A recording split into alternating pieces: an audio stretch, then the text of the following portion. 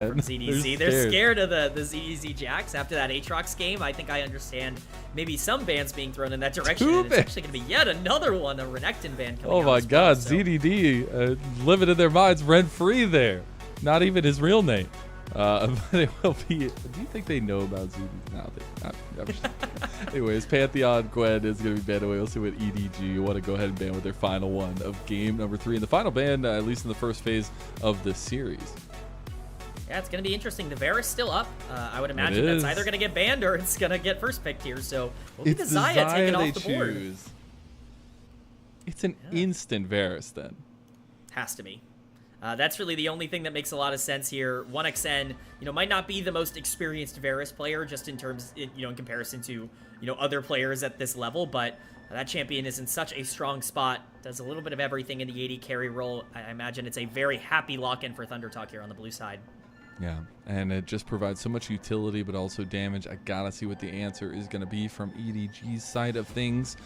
I'm a Jhin stan among the best of them. I've got like 3 statues sitting behind me of Jhin, including the big one.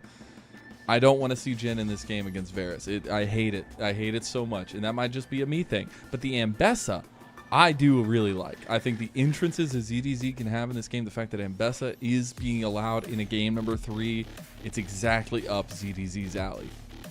Yeah, not only playstyle-wise, but a lot of the big Ambessa picks have been off the board, and fortunately, sorry, Mazel, you gotta deal with the Jhin matchup. It might just be a me thing. I mean, the thing is Jhin is such a roller coaster of a champion. You can have so much impact. You can also be literally non-existent.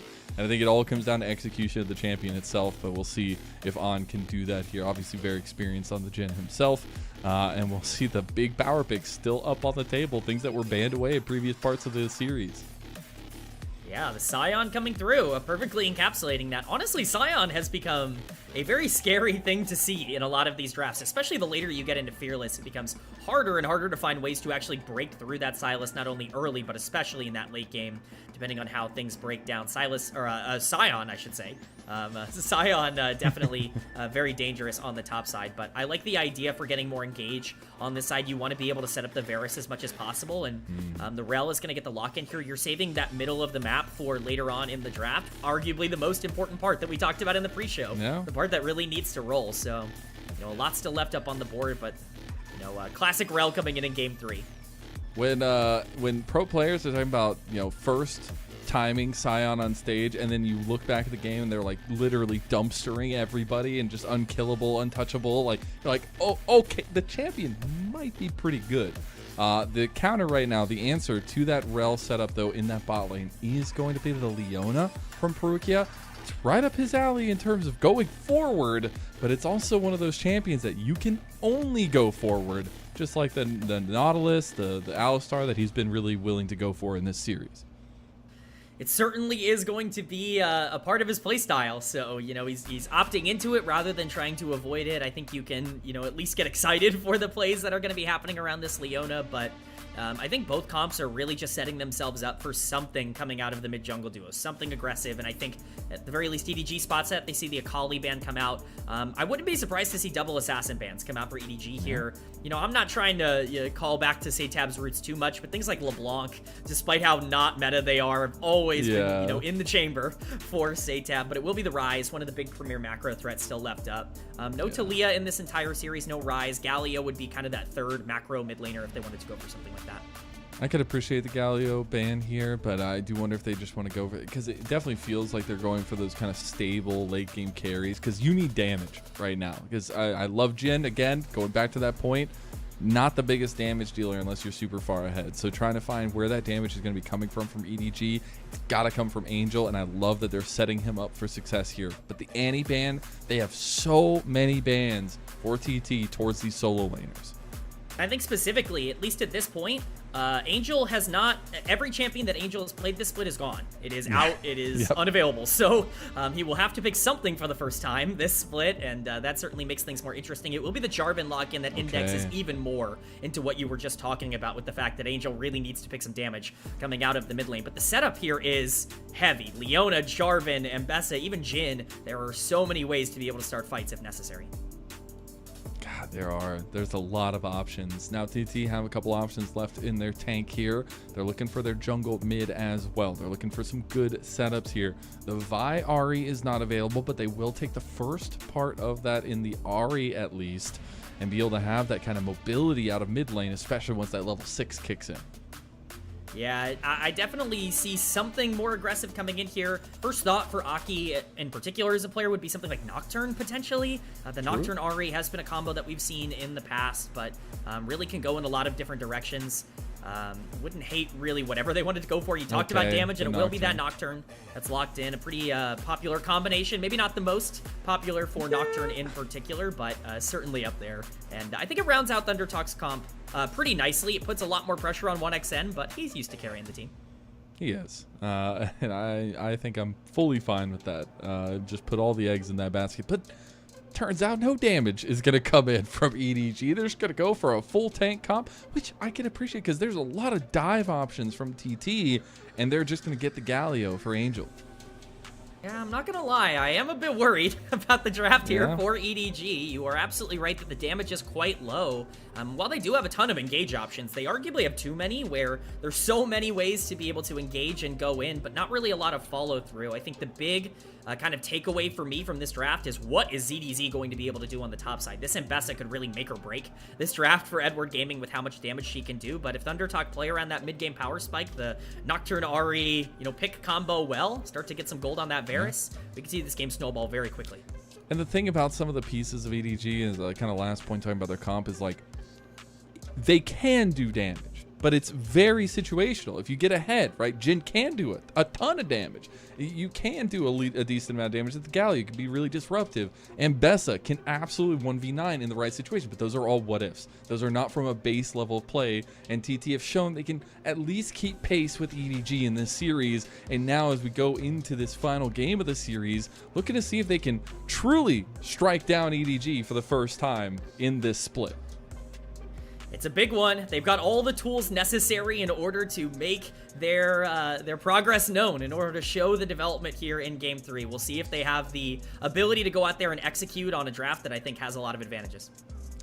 Top 4 make it into that playoff play-in in Group Nirvana. TT are on the edge of it right now. Every win they get matters that much more, and especially knowing that after this series, they have 3 series left in the final split of LPL in 2025. We're off to game number 3 between TT and EDG.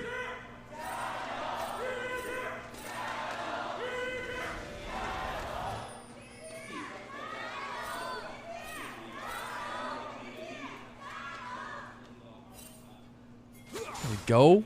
Got some more TT fans in there. How can you not be after that game 2, or the game 1, I guess? EDG bouncing back obviously in game 2, but TT has pushed this undefeated EDG team. Slowly becoming a fan of them here. I'm sure I am, and a lot of other people in Twitch chat are. So I'm excited to see what they end up breaking down. Once again, no action happening at level 1. I was hoping at least in one of these games we'd get some sort of fiesta at the first level, but looks like it is just going to be natural setups. You need to be very careful here. If you're ThunderTalk in the early game, Varus can still be taken advantage of by the Leona early on. You don't want to have to burn that cleanse early in the lane. So it's going to be one of the main things to watch out for. But outside of that, we're just going to have to see where the jungler's path once again. Yeah, we are indeed. And it does look like we'll be doing a little bit of the same dance from last game, going from top to bot to see who can influence this bot side of the map early. Dragons early have been a focus, at least the first dragons. And we saw EDG have good control of that from blue side in game number 2, but TT had an excellent objective control in game number 1. See if TT can reimagine a little bit of that here, but I do want to talk about this jungle matchup a little bit more, as how do they interact in a lot of ways, because it feels like once these oldies come through, they get a lot more aggressive. They can have a lot more ways forward, but Aki will have an interesting job in a lot of these fights. Yeah, I think the Nocturne feels very strong into this particular comp. While there are ways to be a little bit more effective on champions like Jhin, if you're gonna curtain call and Nocturne still has that ultimate available, it can get quite scary. So Aki getting a lead in the early game could actually be massive, although we said that in game 2 as well. didn't quite end up happening, so we will see how that breaks down. But the interactions between these two junglers are Xiaohao needing to make plays and needing to be a playmaker, and once Aki hits that level 6, if you can get those mid-game roams off with the Ari, it's huge. But Feather gonna have to be forced to flash out of that. If he got hit by that, that combo is deadly for the Jhin. So flash down on Jhin, that is super punishable now as well. But I love that point about Aki because it's so funny. I know we talked about it behind the scenes, and I've probably talked about it a million times. When I first came into the LPL in 2021, and I got to cast Aki, and he was the only one of that split that brought out the Zed. And it didn't go well for him, but it showed me that that potential is there for Aki. He loves taking the hands checks. He loves taking those kind of mechanical style moments. And I really want to see if his Nocturne is going to pay off here against this stalwart J4 from Xiaohao. He's got all the tools necessary in order to make it happen, and once again, he's waiting around here. He does have no idea he's on a ward. That's tough. Be a pretty dangerous situation for him. Oh, he knows now he's going to try to get out. And unfortunately, the flashes are going to start coming through from multiple members of EDG, and he will just burn down to Parukia. First blood to EDG. It's a nightmare for the Nocturne. Unfortunately, just has no idea that he's sitting on that vision and ends up paying the price for it. We talked about this Nocturne needing to, at the very least, stay even until level 6. J4 can do a lot with that pressure you can generate, and he was just gifted that early kill. Yeah, that feels omega bad, but really good vision setup from EDG to have that ready to go. Maybe knowing some of that research, some of that strategy, some of that prep they did for this matchup. I'm going to pay off. 1xN in trouble now. As they do get a nice little combo, but the counter combo is really good into On, who has no real mana to speak of, probably about enough for one more spell. Parukia takes a chunk from 1xN, and TT come out the better of that trade in the 2v2. This is the scary problem with Varus Rel in Game 3, with so many things off the board already. The trading power of these two alongside the utility and the late game damage is massive, and 1xN putting it to good use at the start of this game, clearly. You're just Jhin with more utility and more damage. All right, I'm doing my boy Jhin bad, but I'm just saying, as a Jhin player myself, I absolutely hate playing into Varus's. I really want to see what On can do at that next level against this matchup and how much impact he can have. Still a little bit of a lane lead going the way of TT so far, and I love that because 1xN, he was the winning number for that game number 1 for TT, going on that smolder and just blowing everybody out of the water. And now a pivotal pick with the Varus in Game 3 for the brightest star of TT. Yes, it's definitely not just game number 1 for 1xN. He has really been the guy for ThunderTalk throughout this year. Throughout, even last year at times, he was really stepping up in some pivotal moments. He's going to have to, once again, here, of course, Aki a little bit behind, but really, honestly, has not been punished too much for getting caught out in the jungle. Is still in a relatively okay spot from a level and gold perspective. But definitely going to be on 1xN, and SeTab's going to be a big deal here as well on the Ahri. A little bit of a weird lane swap-a-rooney going on. On and Parukia have deployed out towards mid ahead of this dragon start by Xiaohao. TT are in force here, but SeTab doesn't have TP and just got that back off, so they don't really have the bodies to contest this. I do wonder if they want to anyways. As the path is laid by TT, Piercing Arrow is not going to find too much. Engage comes in from Parukia. Here comes the grand entrance, or at least the heroic entrance. And Aki is able to back away from that, and TT play that one very reserved, very nicely, pick up the aggro on the dragon, and TT will be the first one to get an objective in Game 3.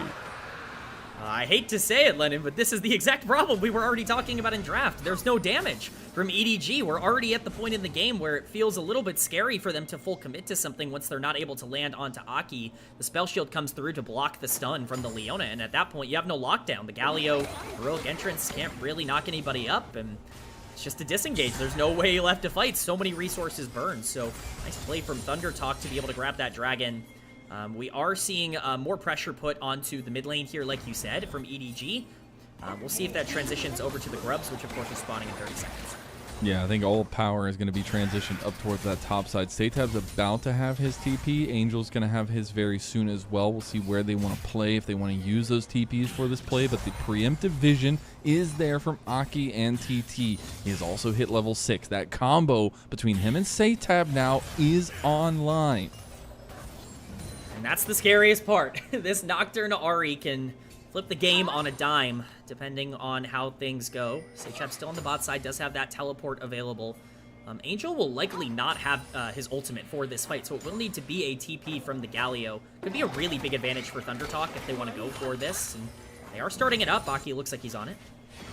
They are, and that AoE from the Nocturne going to be really nice. Parukia just gets chunked. The Decimating Smash did exactly that, and Parukia gets caught out by Feather and Hoya. He's not going to go down just yet. Now the exhaust comes through. One more Decimating Smash, one more auto attack, one more shout. No, it is the axe that comes down to claim Parukia's life. And TT go even on the board, but also get the 3 grubs on top of it all.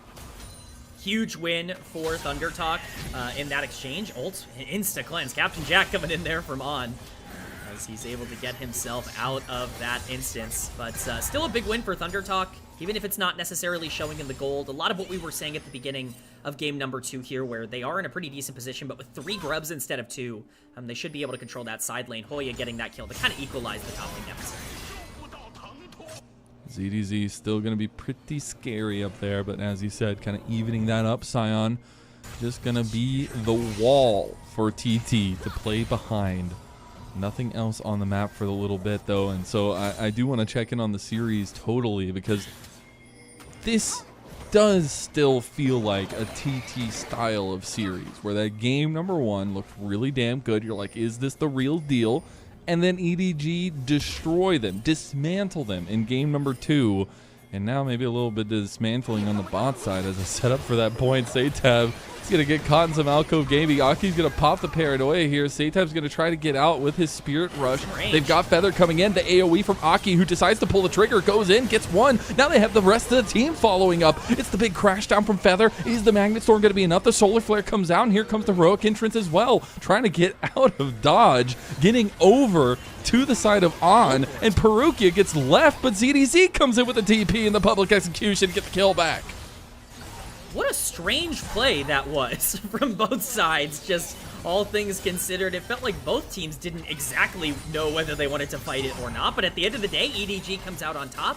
It's a pretty nice win, about a 500 gold swing in favor of EDG, so pretty nice, all things considered. It's well done by ZDZ to turn things around and throw his lead on the Mbessa. Hoya on the top side now. Dude, Angel was running. He was speedy, and now he's got the Hollow Radiance, and he's got the item differential. He's going to be able to take down Hoya potentially here. He might not have a lot of damage, but the flash comes out, missing the Winds of War too, and Angel can't get the kill. Yeah, a lot going on across the map right now. There is quite a bit to talk about. Angel, unfortunately, not able to land the Q that likely would have killed the Scion there, but does burn the flash on the top side. Game has been very chaotic. Certainly a bit of a change of pace from the slower paced action that we've gotten in the first 2 games, and I, for one, am excited about that. I'm here for it, but looking at as the dust settles, some of these item completions really going to be coming online here. That is going to be the Gwinsus, or at least the Yumus, sorry, for 1xN in the end. I'm sure it's going to be the Collector first for On, so both leaning into the lethality. The Poke Varus is going to be hard to deal with for EDG. Yeah, you have dive tools. I think that's the lucky thing here is your draft really sets yourself up to be able to get onto a backline member if you are able to get, you know, further beyond the tanks. But the problem is what exactly happens to your backline if that happens, On in particular. It's all really just coming down to who's going to be able to execute well, but that Collector finish there for On. Oh, dude, this Hollow Radiance doing work right now. Angel added so much damage. As SeTab unfortunately misses the combo, but we're getting set up for this dragon right now, Kman, because this would be second dragon for TT. We get the reset out from SeTab. Does not have TP. Will have to walk his way there, and so will Angel. We've seen the power of dragons in this series so far. ThunderTalk basically even in gold here, thanks to their bot lane and their their jungler here. So we will see how that ends up breaking down. But Dragon started up by Xiaohao. ThunderTalk trying to maybe take the fight instead. Okay, they might actually just move in here a little late. The traps are there, set by On. They get the Deadly Flourish combo, and they end up immediately taking out Feather. That's one of your big frontliners, but now trades back, firing across the board. Shots fired from TT and EDG. But in the end, TT come out the better of it. They move over to the Dragon. They start it up. They have the damage to keep it going. Oh, here comes Xiaohao. They get the final combo onto SeTab, and that's a big chunk of TT's fight. Big piercing arrow coming out, and I gotta say, 1xN is doing what he does best for TT and keeping them in these fights. Dragon's still there for EDG as they go to contest it. It's a little bit of a 50-50. Xiaohao doesn't have much health. Yeah, but he does have the smite, and that's the most important part. TP. Teleport, though, coming in. That's a full health Hoya coming in. That's a full health Scion, but the Dragon goes to Xiaohao nonetheless. Now TT trying to catch out ZDZ, but they have scattered like ants. Now Parukia comes back in. Heroic Entrance coming in as well. Double combo into Feather. Angel goes for the backline, trying to get these Hollow Radiance procs into the damage, or at least that damage into the backline for TT, and Hoya gets caught out by On. Now 1xN and Feather are on their escape, but EDG come in and claim 2 more kills off the back of that fight.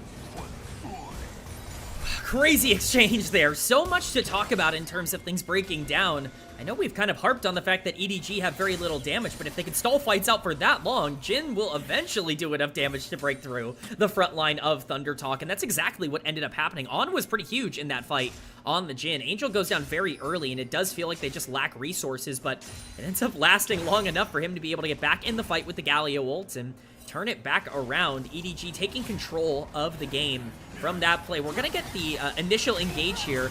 Does get the stun down on Parukia, but Feather basically giving his life to start this play. There's no way he ends up surviving with his positioning. They are able to trade back too, and at this point it looks pretty good for ThunderTalk, but the problem is that Hoya is half health, and they don't really have a way to control this pit all that well. Unfortunately for SeTab, just not the most well-executed fight of all time. Xiaohao there to punish it, and even with the chunk going down, not enough damage from ThunderTalk to be able to burst down the jungler with him alive. It's difficult to take this dragon, and from this point onwards, the death timers are too short. Everyone's able to get back into this fight. I want to see the smite. Oh, it was so close. Oh, that's absolutely tragic. It really was right on a knife's edge. This is a great turn by ZDZ to be able to combo with the Galio. Very well played by the Ambessa throughout this entire exchange. And again, at this point, the damage is kind of out on ThunderTalk, and EDG are able to clean up. And you see some of that direction, some of that leadership that Parukia is bringing in as well, just staying in the fight, coming back, redeploying, and then the combination of him and ZDZ just on the same page. That is what has made EDG be so dominant here in Group Nirvana. And in a pivotal game number 3, some of those combinations are the difference maker. 1xN gonna pop his Yumu's, but is able to sidestep away from that solar flare, and now we have the setup around the Rift Herald. That's the next big one, Rift Herald time, and we've seen both of these teams have some success with and without the Rift Herald, so we'll see how it ends up going here in game number 3. At the very least for now, it does look like both teams want to try and contest it. Teleports being available on the bot side, both can TP in, but it's all about who's going to start it. ThunderTalk, again, looking for a potential trap with that knockdown. Parukia getting caught out now by TT. They fully surround him. Everything used, even the unstoppable onslaught. He's still alive. Somebody kill this man. He's alive. He actually makes it out. He's going to back now. He will have to reset, but EDG going to take advantage of that. TT used so much there. It's a disaster for ThunderTalk. They blow every cooldown that they have on killing the Leona, and she ends up surviving in the fight. It's huge for them as they start up the Rift Herald here. It's going to be hard for Aki to get in, but he does have ult. Thing is, though, EDG have their big team fight ults. They have the heroic entrance available as well, and that just means the objective goes the way of EDG, propelling this lead to just under 1,000. We'll end up TPing down towards bot to delay giving that tower over to TT. Still some good decisions from EDG across the map, which we said from the beginning is one of their biggest strengths, their macro decision making. Yeah, they usually are very good at making these big proactive decisions. We've seen some questionable ones in this series, but definitely seems to be back on the menu for game number 3. Excited to see where exactly they put their pressure now that Herald is gone. Dragon is up in 1 minute. That would be second Drake for both teams. I think at this point, it really behooves EDG to start stacking once they got that steal. So I imagine there will be quite a bit of pressure on the bot side. Yeah, I mean, I love it. We've just had like the perfect souls to complement the comps that we have in this series as a whole. The Ocean Soul here, especially for EDG, feels unsurmountable from the enemy. I mean, an Ocean Soul just keeps this very hefty team fight composition continuously in the fights. And we see they want to try to take advantage of that. They are already moving some vision, some play, some priority around this bottom side of the map. You are absolutely right there. There is no real easy way to break through a Jarvan and Bessa Galio with Ocean Soul. Gonna be difficult if that does end up happening, but for now, the T-Face checking. Yeah, and one more objective would be the feats for either team. No turret down just yet, but the objectives are right on the cusp for both of them. At least it would be the feats for EDG if they're able to get this one. Still need the turret if TT want it. And moving in now, TT going to clear out some of this vision. TP is very important to keep an eye on as ZDZ is going to get his back off first. He will have the first play here with his second item completed. That's a Shojin for ZDZ. We were talking about damage. Well, go ahead and get those ZDDs ready. Yeah, I talked about it in draft. This Mbessa is massive for this comp as we see EDG starting up on the Dragon. Teleport's coming in. This is going to be a fight. They're not taking it easy. They're going to be forced out of this play. 50-50 is what I love, and 50-50 is looking like what we're going to get. Xiaohao won the last one. He got the smite difference at 20 HP. It's Aki versus Xiaohao. Big spotlight for us there. Xiaohao uses the Rift Herald in the pit and gets pounced on by SeTab. Xiaohao gonna use the Rift Herald to get into the engage now as well. They're gonna split the fight. They move down onto the south part, but ZDZ's already gone ham and gone down. Now SeTab flashing over, getting onto the pullback, gets him. SeTab going wild in this game, and TT, they just duped EDG. I don't know if they just had a brain transplant, but TT will take the Dragon. I feel like Game 3 has put me in some sort of dream that I can't seem to awake from. Everything seems so kind of normal, and then there's just one thing that ends up going completely awry. A very bold decision by Xiaohao to drop the Rift Herald in the middle of the Dragon Pit. Was that a decision? Obviously not intentional, but we will see the replay here. A very bold call to drop it. SeTab, of course, capitalizing well, but that's actually, I love that he tried to make good on it. He's like, I'm just going to take the engage. I think if he goes for the other three, maybe it gets a little bit better, but this play from TT is really excellently done. SeTab picks them apart from the backline. Yeah, and this is what we were talking about with the comp in draft, where it's just so hard for Jhin to play the game. He can't really ever press R, because not only do you have the Nocturne ultimate, even if Nocturne ultimate is down, you have Ahri diving on backline. You've got Varus who can hit you from a million miles away with the lethality build. So it's just so difficult for Jhin to ever feel comfortable. And we once again saw the proactivity of that Ahri really stepping up. And it's a big fight win for ThunderTalk. That's not just keeping them in the game, that's putting them in the lead. Absolutely, and for a comp that loves to be ahead, we've said that a couple times this series, that's going to feel really good. Now Aki and SeTab, they can feel a lot more unleashed to find these picks. Just go ahead and pop that paranoia when you find the angles. And speaking of, it's all up. All ultimates available for TT. No objectives besides the Atacon to play for. And I feel like this is where their comp thrives.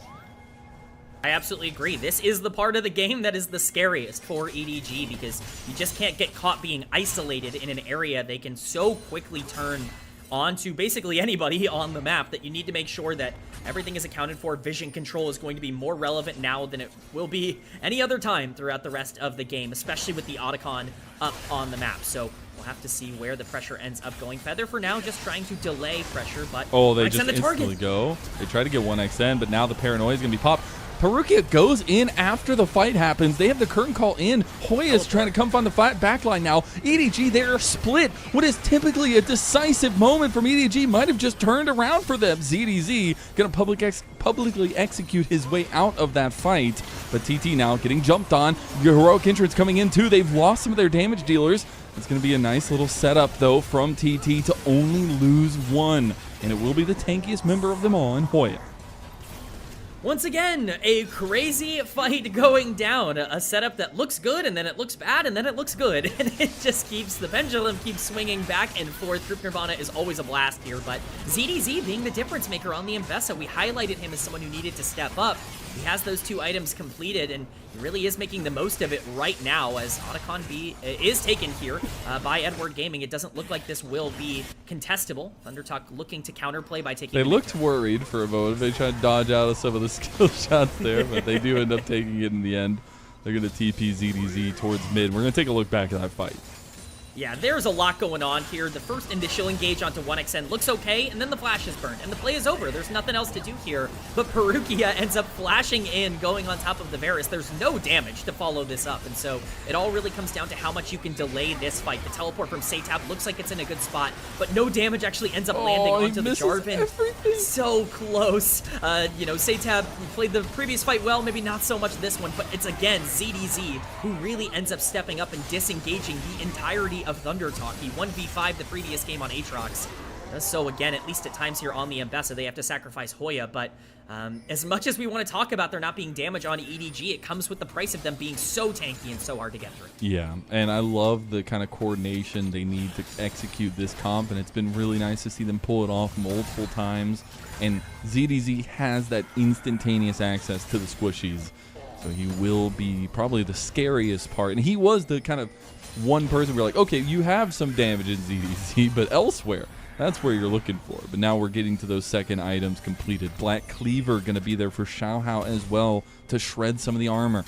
Also going to be there for Aki. And we're getting to a point where this dragon setup is going to be the next conversation. Would be a soul point for TT.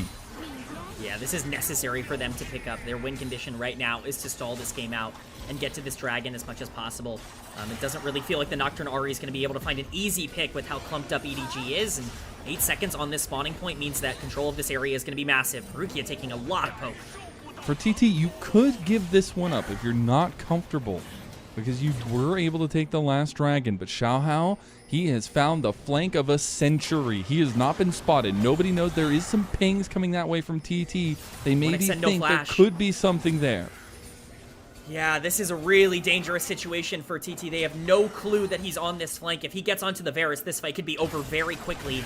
See if they end up scouting it out. They're just going to take down Parukia. Here comes, they got the back line. They got the access. The flank of the century, it paid off. They take down 1xN. TT now losing bodies, losing front line. Aki forced to flash away. ZDZ getting low now, but he is kiting his way out to safety, trying to get away with the moves. This man is disco dancing all over TT. And a beautiful play from On strikes the cord onto SeTab, and TT have lost the fight. It's a disaster. It's a gorgeous flank from Xiaohao, recognizing there's no flash on the Varus to be able to avoid anything in that play. Cleanse cannot save you inside the Cataclysm, and ThunderTalk pay the price. Of course, a great job by EDG to be able to stall out enough. I can't give enough praise to how ZDZ has been playing this game on the Mbessa. He has been massive in these team fights, and we're going to get a good look at that in this replay. ThunderTalk feel like this is such a great setup without Jarvan here, with Parukia so low, but the Jarvan wasn't there because he was prepping for everything. A huge ultimate coming out from ZDZ as well to lock up 1xN. No damage even really comes out from him that entire fight, and Aki really has no way to be able to play this on the Nocturne. At this point, the only hope is to be able to trade back on the Mbessa, but ZDZ kiting out perfectly with those shields. The flash from Xiaohao secures it with On, and everything going the way of EDG just from an execution perspective. I'm sorry, I'm geeking out at the Jhin gameplay I'm seeing on my screen.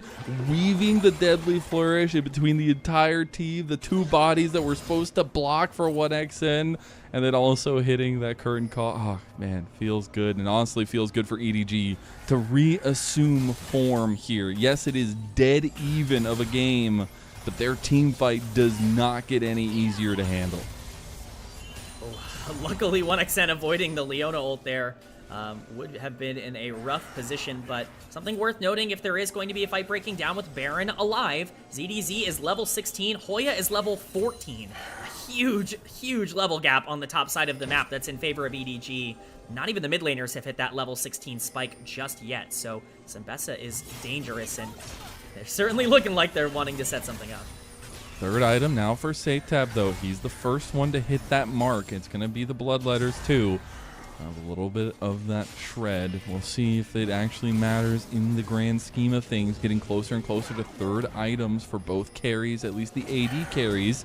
That should be a Lord Doms coming in for On, as any sane Jhin would do, but it's the Serpent's Fang completed now for 1xN. It makes a lot of sense for both of them. On is sneakily doing a lot of damage here, and especially with that Lord Doms potentially coming through. If you're worried a bit about the Scion just being this mega tank on the top side, he doesn't really have the resources to be capable of doing that in this game. On is going to be effective. We talked about this being a low damage comp, but he can break through that front line quickly and, start landing a lot of those deadly flourishes, or even getting to, open up the curtains onto the back line. That could be absolutely massive for EDG. See how the play plays out. See which kind of tickets you should have bought. Oh my god, that's a lot of traps. All the flowers you can ask for in mid lane. As EDG setting up for success there, trying to keep this outer turret alive. While meanwhile, they try to get some vision set up on this top side of the map. And I want to ask a little bit about TT's comp, because we've seen some really good plays from EDG. We kind of have worked out how their composition works, but how fluidly does this TT comp look for engages? How do they find these kind of to this very team-focused comp from EDG? I think, unfortunately, at this point in the game, it becomes a lot less reliant on Aki and on the Nocturne, and much more reliant on Feather and Hoya to be able to get into good positions to start these fights. As much as I'd love for a Nocturne Ahri combo to go off, as long as EDG don't make any egregious mistakes, it's going to be very difficult to find a priority target in these fights. But if EDG get a little bit overconfident, if they do push up a little bit too much, you still have a susceptible backline that you can take down. And 4v5, if you can get the right engage angle, anything is still possible. This gold lead is only 500, and SeTab himself still has a 1.5k gold lead over Angel in the mid lane, so certainly not unconquerable. That's the craziest part, is that SeTab still has a massive lead, but the execution has been the difference. Now Parukia is getting executed on by TT. Everything used. That's the paranoia. That's the unstoppable onslaught. They've done this before. Do they get him this time? No. Okay, they do. I thought we were about to get deja vu again. 1xN takes him down, though. That's it. That's what we just talked about. I said, oh, maybe you need to engage in terms of these team fights, see the overextension. Well, no, maybe you just need to see the mistakes as the teleport comes in from ZDZ. It looked like Baron might have been on the menu with some of the pings, but wisely backed off here by TT. I think EDG felt the same way. Don't want to risk anything with that Baron going down so quick. Aki can be pretty strong now, taking down those objectives as well, the neutral objectives at least. Outer turret still stands for TT, but the dragon coming up in about 25 seconds. And that's where we turn our attention to now, with two teams, or both teams sitting at 2 dragons apiece. It's massive for one of them to be able to grab this, put themselves on soul point, and really let them scale well into the late game. EDG continue to try to look for an overextension, but ThunderTalk not falling for it. Feather playing very disciplined this game on the Rel. We'll have to see what happens though as the dragon spawns now. It does spawn as well, as they immediately started up. They have so much damage to kind of take it down. On doing a good chunk with that 4th shot. Aki looking to get in the 50-50. Xiaohao, a member, did get the better of him the last time. He's going to get it again. Xiaohao gets the 50-50. Now they look for the fight after, though. Cataclysm comes in on Aki. Chains of Corruption going to be used. Solar Flare hits the backline. Heroic Entrances come in, but Aki's already down. Big Magnet Storm coming in as well from Feather. They do end up finding a good angle for TT on the north side of the fight. Xiaohao misses his flag and drag. Now On is in the middle of it all. Public execution on the backline. ZDZ, this is his moment. This is the time for him to show up. Hoya can no longer be the backline. He can no longer be the front line, and EDG have just found the entrance into TT's fight. And now 1xN and Feather are by themselves. They're going to try to take down ZDZ. One more piercing arrow might do it, but the shielding is there, and 1xN can't keep up with his support. ZDZ styling on him. Go ahead and give him the lawnmower, give him the earplug, give him any kind of disco move you want. ZDD in the chat, and he is carrying for a 2nd game in a row. What a day from ZDZ. It's yet again the top laner for EDG that comes up big in the big moment in the game. That will be Baron for Edward Gaming, but even more than that, that is a gold lead that becomes very scary to look at. With Ocean Dragon Soul Point going over to EDG, you are now looking at a team that is incredibly tanky, is starting to get online, and has all the tempo. The flash over the wall from Aki just isn't in time. The smite comes down from Xiaohao, and at this point, it's actually a really difficult fight to win for ThunderTalk. The Cataclysm dropping, and unfortunately with the Galliol dropping on the Nocturne as well, even with a good re-engage from Feather, he ends up eating half his health bar to the final shot from On. and just completely breaks down. SeTab looks like he wants to try to turn this, but who comes up? It's ZDZ getting onto the backline, being the disruptor for everything that ThunderTalk want to do, and again ends up absolutely making the difference in this fight. Not gonna lie, I would love to watch that fight again because I want to know where the hell Hoya's flash was for. Anyways, EDG kind of take a little bit of what we said for TT was such a strength coming into this series in that decisiveness in the team fights and really make it work for themselves. I mean, not only is On just immensely fed, they have literally so much team effort in this game 3. It is truly that epitome of EDG. This is the encapsulation of what this team has looked like this year, and now with the Baron buff, they are going to push down the mid lane. They have ZDZ pushing the wave in top as well. It's just dominant map control from the team, and it's everyone. As much as we'd like to give praise to ZDZ and On, Xiaohao has had multiple huge moments this game. Angel's ultimates have been very nice. Even Parukia, who, you know, has had some questionable decisions, has had some really nice fights on the Leona as well. It's everyone on EDG stepping up and proving they deserve to be at the top. And they might bleed with the game lost, but they are looking to try to close this one out. There goes the paranoia, but already down is SeTab, and that was the one person on your team that has the lead. The heroic entrance just to make matters hurt worse. Aki by himself on the back line of EDG, but it's a double kill coming through for On. And now this final push in this series, EDG trying to get this one under wraps. Still about 50 seconds for the Baron buff. That is likely going to be the game. Sion Let's trying go, to draw let's as go, much attention. Hoya. We'll buy the ultimate, but we'll only buy a little bit of time for those death timers to come back up. Drops almost instantly, gets melted through, and that's your game, that's your series for EDG. They may have been tested, but they were certainly not felled here today. They were not. The aggression from Parukia coming through the entire time, but the standout star of this series has to be ZDZ in the top lane. Congratulations to EDG taking down TT 2-1 in their first game, first series of the second round robin.